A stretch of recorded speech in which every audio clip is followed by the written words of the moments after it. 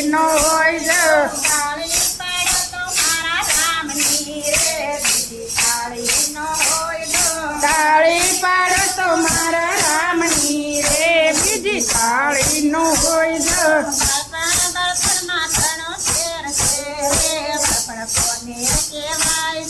બાળપણ ઘણો ફેર છે રે બાપણ કોને કહેવાય છે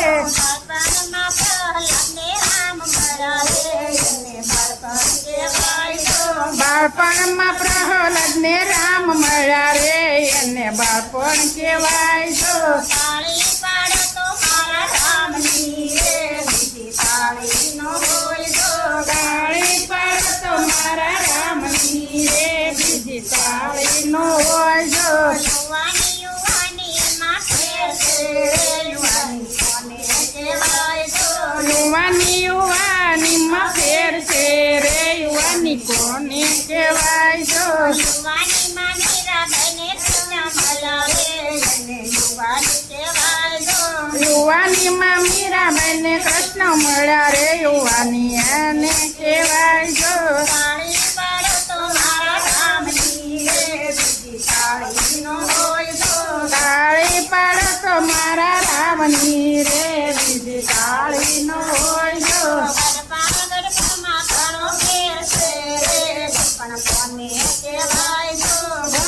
ગઢપણમાં ઘણો ફેર છે રે તમે કોણ કહેવાય જો ગડપણમાં સબરીબાઈને રામ મળાવે એને ગડપણ કહેવાય જો ગઢપણમાં સબરીબાઈ ને રામ મળ્યા રે અને ગઢપણ કહેવાય જો તાળી પાડો તો મારા રામની રે બીજી તાળી નો હોય જો તાળી પાડો તો મારા રામની રે બીજી તાળી નો હોય જો ભાઈબંધમાં ઘણો ફેર છે રે ભાઈબંધ કોને કહેવાય જો ભાઈબંધમાં ઘણો ફેર છે રે ભાઈબંધ કોને કહેવાય જો ભાઈબંધમાં સુદામાને કૃષ્ણ મળાવે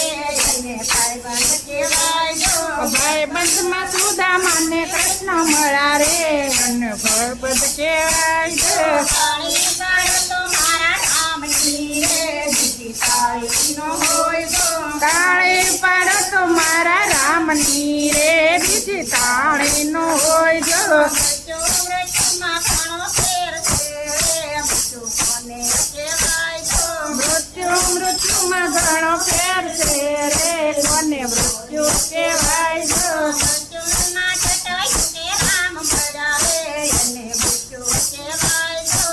કાયુમાં